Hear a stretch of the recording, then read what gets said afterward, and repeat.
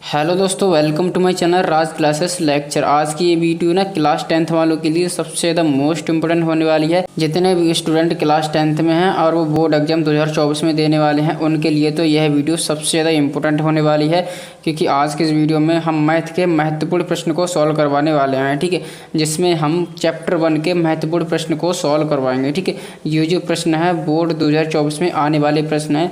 जितने भी प्रश्न मैं करवाऊँगा ये हर साल बोर्ड एग्जाम में पूछे जाते हैं। ठीक है, इसलिए जितने भी क्वेश्चन कराऊंगा सबसे ज़्यादा मोस्ट इंपोर्टेंट प्रश्न होंगे। ठीक है, अगर आपने इंपोर्टेंट क्वेश्चन को तैयार कर लिया तो आपके मैथ में 90% मार्क्स पक्का आएगा। ठीक है, अगर आपको भी मैथ में एक अच्छा स्कोर करना है तो वीडियो को अंत तक ज़रूर देखें। तो चलिए दोस्तों, बिना देरी की वीडियो को शुरू करते हैं।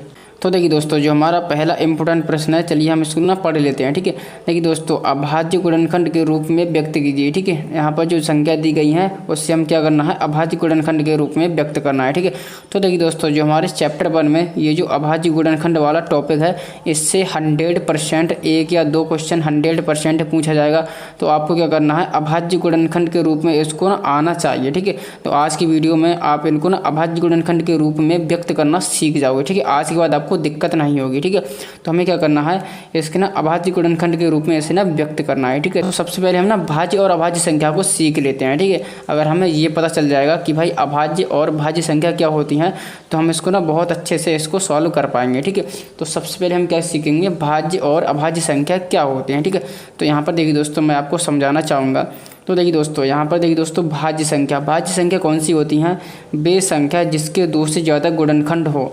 यानी कि हम कह सकते हैं कि ऐसी संख्या जिसे हम दो से ज़्यादा नंबर से हम उसे भाग कर सके। नहीं समझ में आया? देखिए दोस्तों, जैसे यहाँ पर ये 4 है। ठीक है, मैंने एग्जाम्पल के लिए यहाँ पर 4 ले लिया। ठीक है, तो 4 इसको हम कौन कौन से नंबर से हम इसको भाग कर सकते हैं। ठीक, गुणनखंड का मतलब ही यही होता है कि हम इसको ना कौन कौन से नंबर से भाग कर सकते हैं। ठीक है, तो देखिए दोस्तों, एक तो हम इससे 1 से काट सकते हैं, 1 से भाग कर सकते हैं। ठीक है, यहाँ पर हम इसको 2 से भी काट सकते हैं। ठीक है, और इसको हम देखिए दोस्तों 4 से भी काट सकते हैं। ठीक है, तो देखिए दोस्तों, इसके ना 1 2 3 यानी कि 3 गुणनखंड हो गए। ठीक है, तो ऐसी संख्या जिसके 2 से ज़्यादा गुणनखंड हो वो हमारी भाज्य संख्याएं होती हैं। ठीक है, तो यहाँ पर देखिए दोस्तों, जो हमारी 6 है वो भी एक हमारी भाज्य संख्या है। जैसे कि ये संख्या 1 से कट जाएगी। ठीक है, और ये स्वयं से भी कट जाएगी, 2 से भी कट जाएगी और ये 3 से भी कट जाएगी। ठीक है, तो यहाँ पर इसके जो अभाज्य गुणनखंड होंगे 1 6 2 3। ठीक है, इसका मतलब है कि जिसके 2 से ज़्यादा गुणनखंड उसे हम कहेंगे भाज्य संख्या। ठीक है, तो आपको केवल ये देखना है। ठीक है, तो भाज्य संख्या आई होप आपको बिल्कुल क्लियर हुई होगी। ठीक है, अब चलिए दोस्तों, हम क्या सीखेंगे कि अभाज्य संख्या भाई क्या होती है। ठीक है, यहाँ पर देखिए दोस्तों, अभाज्य संख्या, अब देखिए दोस्तों, जिसके केवल 2 गुणनखंड हो, इसके केवल 2 गुणनखंड हो उसे हम कहेंगे अभाज्य संख्या। अब जिसके 2 गुणनखंड कौन से होंगे, जैसे कि हम एग्जाम्पल के यहाँ पर ले लेते हैं 3। ठीक है, 3 को हम कौन कौन से नंबर से इसको भाग कर सकते हैं, एक तो ये 1 से कटेगा। ठीक है, और एक ये स्वयं से कट जाएगा। ठीक है, इसके अलावा ये किसी नंबर से नहीं कटेगा। ठीक है, तो ऐसी संख्या जिसके केवल 2 ही गुणनखंड हो, इसके ना 2 गुणनखंड होंगे। ठीक है, 2 से ज़्यादा गुणनखंड ना हो, जिसे हम कहते हैं भाज्य संख्या। ठीक है, तो ऐसी संख्या हमारी भाज्य संख्या हो जाएंगी। अब देखिए दोस्तों, यहाँ पर 5 भी हो जाएगा। ठीक है, 1 से कटेगा और ये 5 से कटेगा, ऐसे ही 7 हो जाएगा, 11 हो जाएगा। ठीक है, तो इस तरह से हमारी अभाज्य संख्या होती हैं। आई होप आपको क्लियर हुआ होगा। ठीक है, अब चलिए दोस्तों, हम अपने क्वेश्चन की ओर बढ़ते हैं। ठीक है, यहाँ पर देखिए दोस्तों, जो हमारा क्वेश्चन है इसको क्या करना है, अभाज्य गुणनखंड के रूप में व्यक्त करना है। ठीक है, हमें क्या करना है, इसके ना गुणनखंड करना है। ठीक है, अब चलिए दोस्तों, हम इसके ना गुणनखंड करना स्टार्ट करते हैं। ठीक है, जब हम गुणनखंड करते हैं तो इस तरह से एक हम ना लाइन खींच देंगे। ठीक है, अब इसको हम ना काटना स्टार्ट करते हैं। ठीक है, तो देखिए दोस्तों, हम इससे काटने की कोशिश करेंगे। तो देखिए दोस्तों, हमें ना ऐसी संख्या से काटना है जिसके लास्ट में 9 आता हो। ठीक है, 3 से नहीं कटेगा। ठीक है, 3 से भी नहीं कटेगा और सत्तु सत्तुरंचा 7 से भी नहीं कटेगा दोस्तों। तो ये देखिए दोस्तों, 13 से भी नहीं कटेगा, 13 के लास्ट में तो 9 आता है। ठीक है, ये देखिए दोस्तों, कौन सी संख्या से कटेगा, ये देखिए दोस्तों 17 से शायद कट सकता है। ठीक है, 17 से हम काटने की कोशिश करेंगे। देखिए दोस्तों, हम ना 17 से इसको काटेंगे। ठीक है, तो यहाँ पर देखिए दोस्तों, 17 से 51, 17 चौकू 68। ठीक है, 17 चौकू 68, 74 में से 68 जाएगा। ठीक है, तो यहाँ पर 6 बचेगा। ठीक है, यहाँ पर हो गया 62। ठीक है, अब हम 62 को 17 से काटेंगे, 17 3 51। ठीक है, 17 3 51। ठीक है, 62 में से 51 जाएगा तो यहाँ पर बचेगा 11 बचेगा। ठीक है, यहाँ पर हो जाएंगे 119। ठीक है, यहाँ पर 119 और 17 सत्ते 119 होते हैं। ठीक है, 17 सत्ते 119। तो देखिए दोस्तों, ये वाली संख्या 17 से भाज्य होगी। ठीक है, 17 से कट गई। अब क्या करेंगे, हम इसको ना 437 को काटेंगे। तो 437 देखिए दोस्तों किससे कटेगा, तो देखिए दोस्तों ये वाली संख्या है ना 19 से कट जाएगी। ठीक है, 19 से हम काटने की कोशिश करेंगे। ठीक है, देखिए दोस्तों 19 दूनी 38। ठीक है, यहाँ पर कितने बचे, यहाँ पर बचे 5। ठीक है, यहाँ पर हो गए 57 और 19 दिए 57। ठीक है, अब हम 23 से काटेंगे, 23 से कम 23। ठीक है, तो हमने 74 से 29 को यहाँ पर फाइनली काट दिया है। ठीक है, तो ये जो नंबर है ना, ये जो नंबर है ये इसके अभाज्य गुणनखंड है। अभाज्य संख्या कौन सी होती है, अभी जस्ट मैंने बताया, जिसके 2 से ज़्यादा फैक्टर ना हो। ठीक है, तो यहाँ पर 17 1 से कटेगा या फिर स्वयं से कटेगा, इसके अलावा किसी संख्या से नहीं कटेगा। ठीक है, तो ऐसी संख्या ये हमारी होंगी अभाज्य संख्या। ठीक है, अब ये गुणनखंड में है तो इसलिए ये अभाज्य गुणनखंड हो जाएंगे। ठीक है, तो यहाँ पर हम लिख देंगे अभाज्य गुणनखंड। ठीक है, अभाज्य, ठीक है, अभाज्य गुणनखंड। ठीक है, गुणनखंड। अब क्या करेंगे, यहाँ पर अभाज्य गुणनखंड 74 से 29 के कर रहे हैं। ठीक है, 74 से 29 के जो हमारे अभाज्य गुणनखंड होंगे, देखिए 17 गुणा 19 और गुणा 23, बस ये इसके अभाज्य गुणनखंड हो जाएंगे। केवल आपको ये थोड़ा सा काम करना है। ठीक है, कर दिया। अब चलिए दोस्तों यहाँ पर ऐसे ही ये वाली संख्या को काटते हैं। ठीक है, यहाँ पर हम इसको इस तरह से काटेंगे। ठीक है, एक लाइन खींच लेना, आप स्केल से खींचना, बिल्कुल सीधी जाएगी। तो देखिए दोस्तों हम इसको ना 3 से काटेंगे। ठीक है, 3 से कटेगा। सबसे पहले हम ना छोटी से छोटी संख्या से काटते हैं। ठीक है, 3 से काटेंगे। देखिए दोस्तों 3 एकम 3, 3 दूनी 6 और यहाँ पर 21, 3 पंजे 15। हाँ दोस्तों 3 से कट जाएगा। ठीक है, तो देखिए दोस्तों 3 एकम 3 और देखिए दोस्तों 3 दूनी 6, 2 बचा, यहाँ पर 22 हो गए, 3 7 21, 1 बचा और 3 पंजे 15। ठीक है, अब देखिए दोस्तों हम क्या करेंगे, इसको हम फिर 3 से काटने की कोशिश करें। 3 चौक 12 और 3 दूनी 6, 3 पंजे 15। हाँ दोस्तों 3 से कट जाएगा। ठीक है, तो 3 चौक 12, 3 दूनी 6, 3 पंजे 15। ठीक है, अभी दोस्तों 3 से नहीं कटेगा तो हम क्या करेंगे, इसको हम 5 से काटेंगे। तो 5 अट्ठे होते हैं 40 और 5 पंजे 25। ठीक है, फिर क्या करेंगे, हम 5 से काटेंगे। ठीक है, 5 से कट जाएगा, 17 पंजे 45। ठीक है, 5 से कट जाएगा। ठीक है, 5 एकम 5 और यहाँ पर देखिए दोस्तों यहाँ पर कितने हुए, यहाँ पर हो गए 35। ठीक है, तो यहाँ पर 5 7 35। ठीक है, तो यहाँ पर 17 पंजे 85। अब ये 17 से काटेंगे। ठीक है, तो 17 एकम 17, 3825 के ये वाले हमारे अभाज्य गुणनखंड हो जाएंगे। ठीक है, तो यहाँ पर हम लिखेंगे अभाज्य गुणनखंड, अभाज्य गुणनखंड। ठीक है, गुणनखंड। अब क्या करेंगे, इसको हम ना अभाज्य गुणनखंड इसके लिख देंगे, किसके, 3825 के। 3825 के यहाँ पर अभाज्य गुणनखंड हो जाएंगे। ये दोस्तों 3 गुणा 3, 3 गुणा 3, अब गुणा 5 गुणा 5, 5 गुणा 5 और यहाँ पर गुणा 17। ठीक है, 17। देखिए दोस्तों कितना आसान था।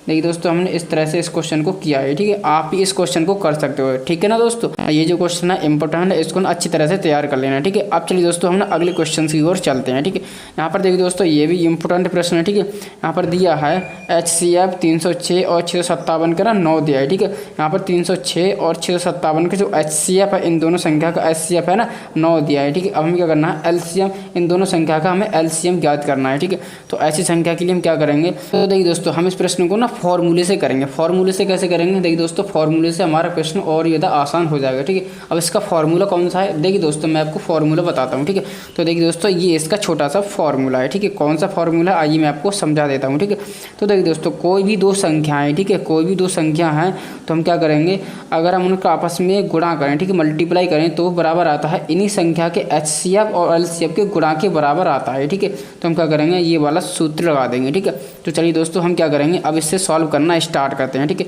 यहाँ पर हम लिखेंगे हल। ठीक है, अब क्या करेंगे, यहाँ पर हम मान लेंगे, माना। ठीक है, अब मानेंगे क्या, यहाँ पर हम मान लेंगे जो हमारी पहली संख्या है ना उसको हम मान लेंगे ए बराबर 306। ठीक है, अब यहाँ पर देखिए दोस्तों बी बराबर 657। ठीक है, 657। अब क्या करेंगे, अब देखिए दोस्तों हमने मान लिया। अब क्या करेंगे, अब हमें ना केवल फॉर्मूला यहाँ पर पुट करना है। ठीक है, फॉर्मूला कैसे पुट करेंगे, अब देखिए दोस्तों जैसे यहाँ पर लिखा है A गुणा B। ठीक है, यानी कि दोनों संख्या को गुणा। ठीक है, हम क्या करेंगे, दोनों संख्या को गुणा करेंगे। तो देखिए दोस्तों 306 और गुणा 657। ठीक है, 657। ठीक है, हमने क्या किया, दोनों संख्या का गुणा यहाँ पर कर दिया। ठीक है, बराबर क्या है, HCF गुणा LCM के। अब देखिए दोस्तों इन दोनों संख्या का हमें HCF तो दिया है, HCF कितना दिया है, 9 दिया है। ठीक है, HCF 9 दिया है और हमें क्या करना है, LCM निकालना है, दोनों संख्या का हमें LCM निकालना है। ठीक है, अब देखिए दोस्तों हमने इस तरह से फॉर्मूले में सारी वैल्यू पुट कर दी है। अब क्या करना है, अब कुछ भी नहीं करना, अब इसको अच्छांतर पच्छांतर करके इसको ना सॉल्व करके यहाँ पर LCM की वैल्यू हम निकाल लेंगे। तो देखिए दोस्तों यहाँ पर 9 मल्टीप्लाई में इधर आके डिवाइड करेंगे। ठीक है, तो यहाँ पर देखिए दोस्तों 306 गुणा 657, अब 9 आके इधर डिवाइड कर देगा। ठीक है, तो 9 डिवाइड करेगा, अब बराबर LCM। ठीक है, अब हमें क्या करना है, इसकी थोड़ी सी कैलकुलेशन करनी है, हमें LCM की वैल्यू फाइंड कर लेंगे। ठीक है, अब देखिए दोस्तों इसको हम काटा पीटी करना स्टार्ट करते हैं। ठीक है, तो देखिए दोस्तों हम ना 9 से काटेंगे। ठीक है, तो देखिए दोस्तों 9 छक 54, 9 सत्ते 63। ठीक है, 9 सत्ते 63। तो यहाँ पर कितना बचा, यहाँ पर बचा 2। ठीक है, और 9 3 27। ठीक है, तो यहाँ पर जो फाइनली वैल्यू आएगी, ठीक है 306। ठीक है, 306 गुणा 73। ठीक है, अब क्या करेंगे, बराबर है एलसीएम। ठीक है, एलसीएम। अब क्या करेंगे, 306 की मल्टीप्लाई करेंगे 73 में। नहीं आती है मल्टीप्लाई करना तो हम यहाँ पर कर लेते हैं। ठीक है, 306 की मल्टीप्लाई करेंगे 73 में। ठीक है, चलिए दोस्तों यहाँ पर हम करना स्टार्ट करते हैं। ठीक है, तो देखिए दोस्तों 3 छक 18। यहाँ पर देखिए दोस्तों, अब देखिए दोस्तों 3 3 9। ठीक है, यहाँ पर आएगा। अब क्या करेंगे, ऐसे हम गुणा लगाएंगे और 7 6 42 आ गया। ठीक है, अब 7 3 21। ठीक है, 21। अब देखिए दोस्तों हम इसको ऐड कर लेंगे। ठीक है, अब चलिए दोस्तों यहाँ पर ऐड करते हैं 8 और 2 और 1 3। ठीक है, 9 और 4 13 की 3, हाथ से लगी 1 और 1 2। ठीक है, अब 2। ठीक है, तो यहाँ पर जो हमारा फाइनली जो एलसीएम निकल के आएगा, यहाँ पर निकल के आएगा 22 और 33 38। ठीक है, तो इस तरह से हमने एलसीएम निकाल के रख दिया है। ठीक है, तो इस तरह से हमें ये क्वेश्चन करना था, इंपॉर्टेंट था, अच्छी तरह से तैयार कर लिया ना दोस्तों। और ये वाला जो हमारा फॉर्मूला है बहुत ही ज़्यादा इंपॉर्टेंट है, याद कर लेना। और ये छोटा सा फॉर्मूला है, आपको याद हो भी गया होगा। ठीक है ना दोस्तों। चलिए दोस्तों हम अगले इंपॉर्टेंट क्वेश्चन की ओर बढ़ते हैं। तो देखिए दोस्तों ये वाला क्वेश्चन है। ठीक है, तो देखिए दोस्तों सबसे ज़्यादा बेहद ही मोस्ट इंपोर्टेंट क्वेश्चन है। ये क्वेश्चन है ना हर साल बोर्ड एग्जाम में पूछा जाता है, ऐसा कोई ईयर नहीं है जिसमें ये क्वेश्चन पूछा नहीं गया है। ठीक है, तो ये वाला क्वेश्चन है ना आपको 100% तैयार करके ही जाना है। ठीक है, ये वाला क्वेश्चन तो आपके ना एग्जाम में रखा ही रखा है, ऐसा समझ लो दोस्तों। तो हम क्या करेंगे, इसको ना बड़ी आसानी से सॉल्व करेंगे। तो जितने भी क्वेश्चन होते हैं जैसे कि √3 √2 और √5 को सिद्ध कीजिए कि यह एक अपरिमेय संख्या है। ठीक है, इसके सॉल्व करने का पैटर्न वही रहता है, केवल यहाँ पर संख्या बदल जाती है। ठीक है, तो ये क्वेश्चन है सबसे ज़्यादा इंपॉर्टेंट है और ये 2024 के लिए तो सबसे ज़्यादा मोस्ट इंपॉर्टेंट है। ठीक है, इसलिए आपको 2024 के लिए ये क्वेश्चन 100% तैयार करना है। ठीक है, तो देखिए दोस्तों इसको हम सॉल्व करने के लिए हम क्या करते हैं, इसका ना टेढ़ा तरीका अपनाते हैं। कैसे करेंगे, अब देखिए दोस्तों हम क्या करते हैं, हम इसको उल्टा मानते हैं कि भाई √5 एक परिमेय संख्या है। ठीक है, हम क्या करेंगे, इसको ना उल्टा मानेंगे। ठीक है, फिर हम क्या करेंगे, कुछ कैलकुलेशन करके अपनी बात को गलत साबित कर देंगे।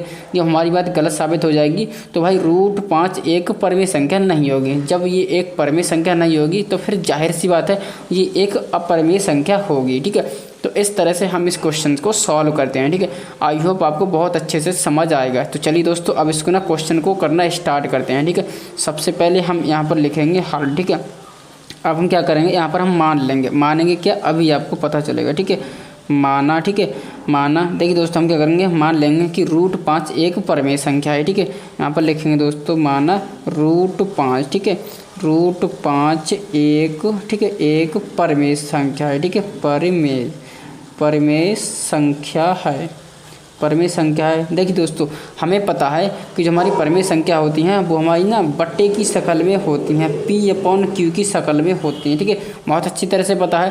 तो हम क्या करेंगे, अगली लाइन में हम यही लिखने वाले हैं। ठीक है, तो हमारी देखिए दोस्तों √5 बराबर, ये दोस्तों हम क्या करेंगे A/V कर देंगे, बट्टे की शक्ल में कर देंगे। क्यों, क्योंकि हमने मान लिया कि √5 एक परिमेय संख्या है। अब देखिए दोस्तों हमने तो कहा था कि जो हमारी परिमेय संख्या होती है वो P/Q की शक्ल में होती है, लेकिन हमने यहाँ पर तो A/B लिखा है। ऐसा क्यों लिखा है, चलिए आइए दोस्तों इसको भी हम थोड़ा सा समझते हैं। ठीक है, जैसे कि मान लेते हैं कि P/Q एक परिमेय संख्या है। ठीक है, जैसे कि यहाँ पर 21/14 है। ठीक है, अब क्या करेंगे, अब इसको हम ना सिंपल करेंगे। ठीक है, 7 से काटेंगे, 7 दूनी 14 और 7 से 21। ठीक है, तो ये एक परिमेय संख्या थी, ये कटने के बाद 3/2 आई है। ठीक है, अब ये दोस्तों हम इसको ना और ज़्यादा नहीं काट सकते। ठीक है, अब ये इसकी ना बिल्कुल सिंपल फॉर्म है। ठीक है, सिंपलेस्ट फॉर्म है। ठीक है, तो इसी को हमने क्या नाम दिया, इसी को हमने A और B नाम दे दिया। ठीक है, अब ये एक ऐसी परिमेय संख्या है जिसको हम ना और ज़्यादा नहीं काट सकते। ठीक है, पहले हमारी P/Q थी, हमने इसको काटने के बाद ये कुछ इस शक्ल में आ गया है। ठीक है, तो इसको हमने क्या किया है,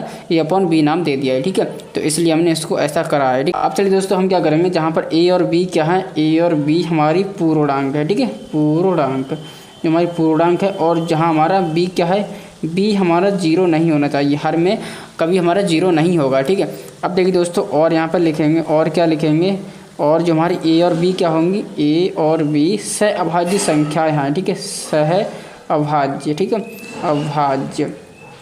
सहभाज्य संख्या क्या होती हैं? देखिए दोस्तों, चलिए हम इसको भी थोड़ा सा समझते हैं कि भाई सहभाज्य संख्या क्या होती हैं। देखिए दोस्तों, ऐसी संख्याओं का युग्म, ठीक है, ऐसी संख्याओं का युग्म जो केवल 1 से कटे, 1 के अलावा किसी संख्या से ना कटे, ऐसी संख्या को हम सहभाज्य संख्या कहते हैं। जैसे कि यहाँ पर हम ले लेते हैं 3/5 ले लेते हैं, ठीक है। अब देखिए दोस्तों, इसे हम ना काटने की कोशिश करेंगे। क्या ये दोस्तों किसी संख्या से कट पाएगा? नहीं कटेगा।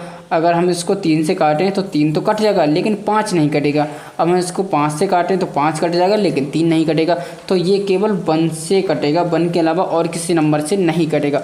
तो ऐसी संख्याओं का युग्म जो केवल 1 से कटे, 1 के अलावा किसी संख्या से ना कटे, तो ऐसी संख्या को हम कहते हैं सहअभाज्य संख्या। ठीक है ना दोस्तों, क्लियर हुआ? अब देखिए दोस्तों, अब हम ना अपनी आगे की कार्रवाई शुरू करते हैं। तो देखिए दोस्तों, यहाँ पर इस तरफ क्या है? इस तरफ तो रूट है, लेकिन इस तरफ रूट नहीं है। तो हम क्या करेंगे? इसको ना रूट हटाने की कोशिश करेंगे। अब रूट कैसे हटेगा? तो हम क्या करेंगे? दोनों तरफ वर्ग कर देंगे, ठीक है। यहाँ पर हम क्या करेंगे? दोनों तरफ, ठीक है, दोनों तरफ वर्ग करने पर, ठीक है, वर्ग करने पर। अब चलिए दोस्तों, यहाँ पर हम वर्ग करते हैं, ठीक है।